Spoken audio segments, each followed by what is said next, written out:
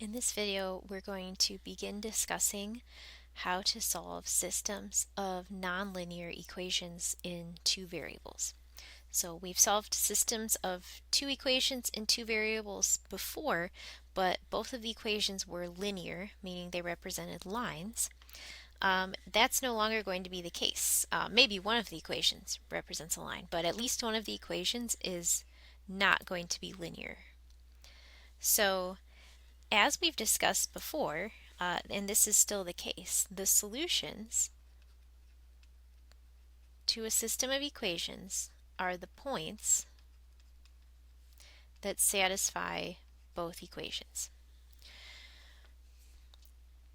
We're still looking for points of intersection, essentially. So we have two equations. If we graph both of them, what points do they intersect at?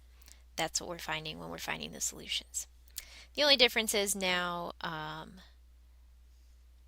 one of the equations at least is not going to be linear, and because of that we're not limited to just one solution, no solutions, or infinitely many solutions like we were when we were graphing two lines. Right? If we graph two lines, those are the only three possibilities. They intersect once, they are the same line, or they don't intersect at all. Now we're going to have other scenarios that are possible. So for example, if it's a parabola and a line, it could intersect at 2 points. If it's a circle and a rational function, it might intersect at 4 points, for example. So we could have a finite number of solutions that's not one or none, now that we're not limited to linear equations. So to solve these, we're either going to use substitution or addition, and you can use whichever one you want, but for these, usually one method is going to be easier than the other, just depending on what the equations look like. So we'll look at our first example here. We have a parabola for the first equation. We have y to the first and we have x squared. And then the second equation is a line. The exponent on the x and the y are both 1. And the first equation is solved for y already, so substitution is going to be pretty simple here. We can just take the right side of the first equation and substitute it for y in the second equation. The only thing we want to be mindful of here is that there's a subtraction out front of the y, and so we need to make sure that everything we're substituting for y gets subtracted. So we're going to need parentheses around this expression that we're substituting for y.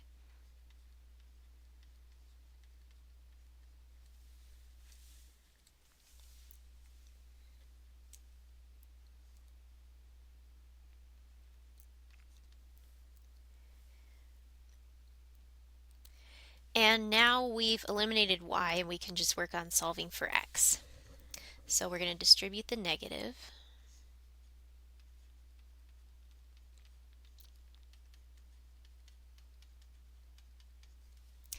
And we can see that we have a quadratic equation here because we have x squared. And so you can use whatever your favorite method is for solving quadratics. I'm going to combine those linear terms first. And then I'm going to add everything over to the right side so that the x squared term is positive. So I'm going to add x squared and I'm going to subtract 4x and I'm going to subtract 3 from both sides just to get it set equal to 0.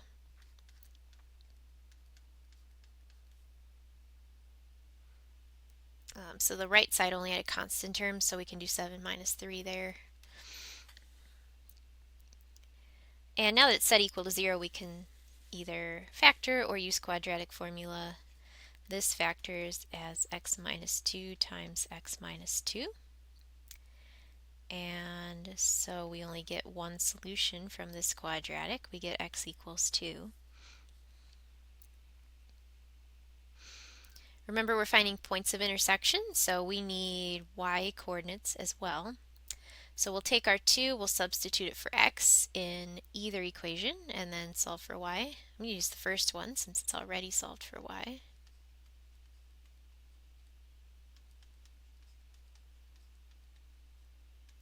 And that gives us a y value of 3. So the solution here is the 0.23. I do want to graph these along the way just to give you an idea of what's going on. I won't expect you to graph them. Some of the equations we're going to see, we won't even learn how to graph until a later chapter. But I just like you to get a visual for what we're doing here. So this parabola and this line only intersect once. First of all, I left off a negative sign here. That was a -3. And so the parabola and the line intersect at this one point there. If we were in a calculus class, we would be talking about that line is tangent to the parabola at that point, meaning it intersects it only once.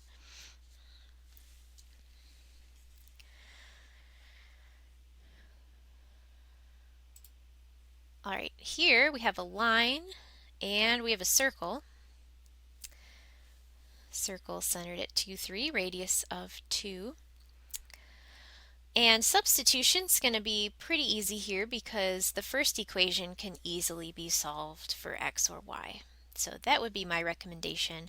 Doing addition here is going to be pretty complicated because of what's going on in the second equation. So I would recommend solving the first equation for either x or y.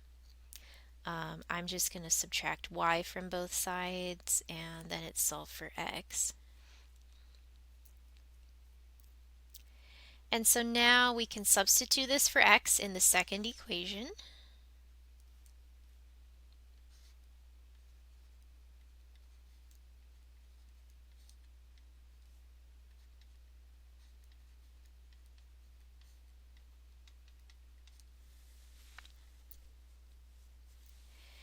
And now we can solve this for y. Inside the first pair of parentheses there, we have 1 minus y if we combine the 3 minus 2 there.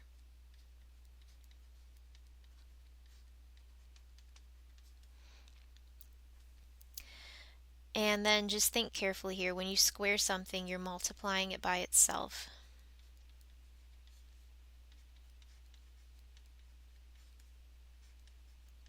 So we have quite a bit of expanding to do here with these.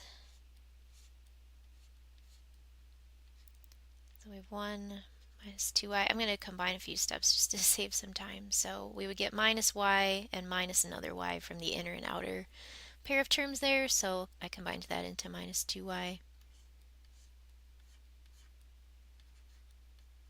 Similarly here we'd have minus 3y minus another 3y. So that's minus 6y.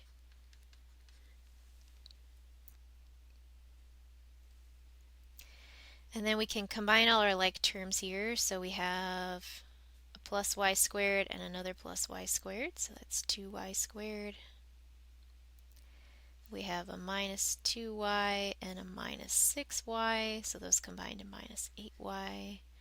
And then we've got a 1 and a 9. So plus 10.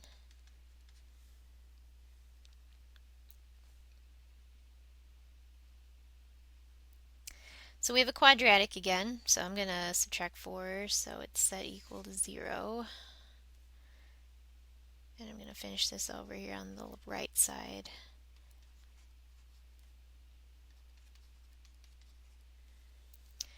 So again, once it's set equal to 0, you can factor, you can use quadratic formula. I'm going to start by factoring a 2 from every term, just to make it a little bit easier to factor what's left. So then what's left factors as y minus 3 times y minus 1. And so we have two solutions from this quadratic. We have y equals 3 and y equals positive 1.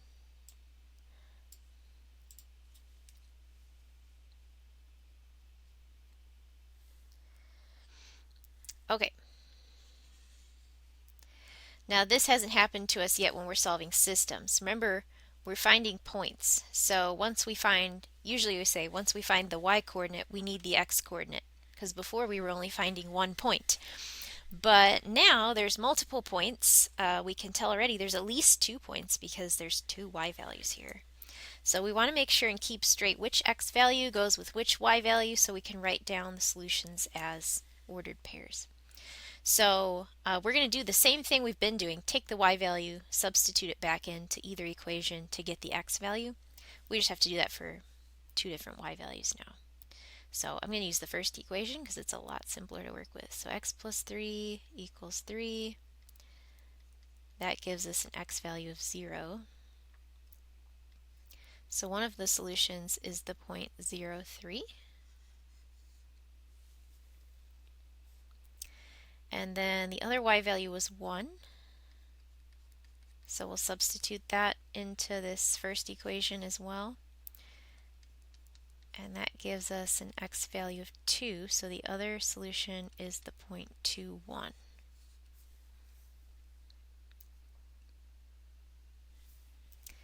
So those are the two solutions. I mentioned that this is a line and a circle. So just to give you an idea of what it looks like, I graphed it ahead of time. And it looks something like this. So we've got two places where the line and the circle intersect. Those are the 2 points that we just found.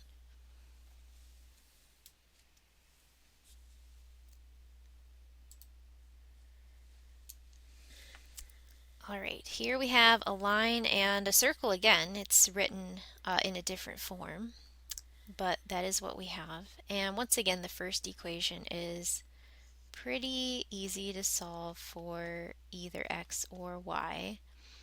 I'm going to add x and then it will be solved for y.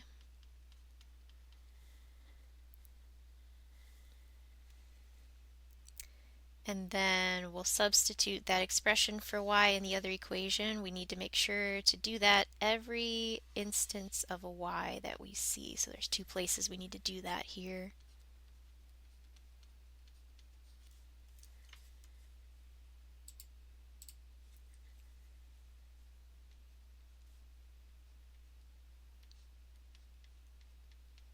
So we had a y squared, so now we have an x plus 1 squared, and then we had a minus 2 times y, so minus 2 times x plus 1 equals 0.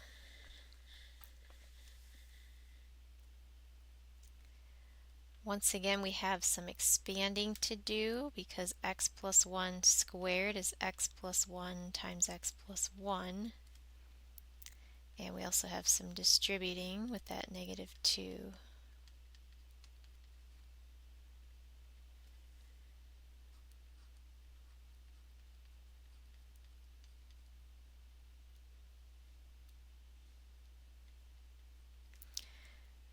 So from expanding that x plus 1 times itself, we'll get x squared plus 2x plus 1.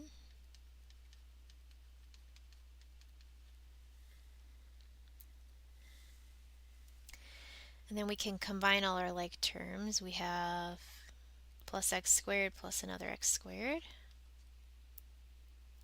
We have a plus 4x, a plus 2x, and a minus 2x. So that's going to give us plus 4x.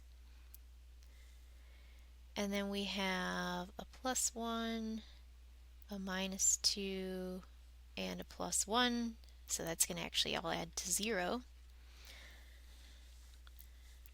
And then the right side was 0 as well. So we have a quadratic here. This factors really easily. We can factor a 2x from both terms, and we're left with x plus 2. And so the solutions are 0 and negative 2.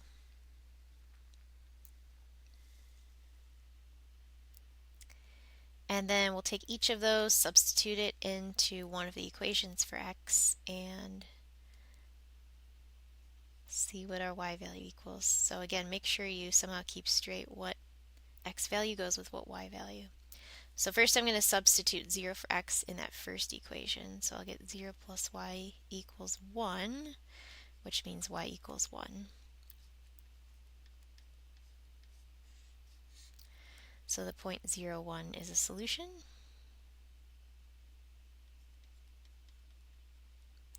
And then the other x value we got was negative 2. And it was a negative x in the equation, so we want to be careful there. So that actually gives us positive 2 plus y equals 1.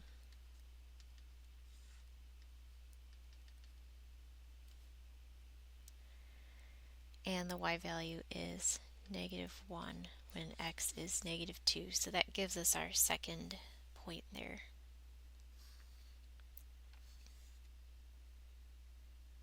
So this is really similar to the previous example we did. We have a circle, which I can't really draw on this thing very well, and we had a line and they intersected at 2 points. And those are the 2 points that we just found. I knew that this was going to be too much for one video, so I'm going to continue with some more examples in a second video. So be sure to watch that.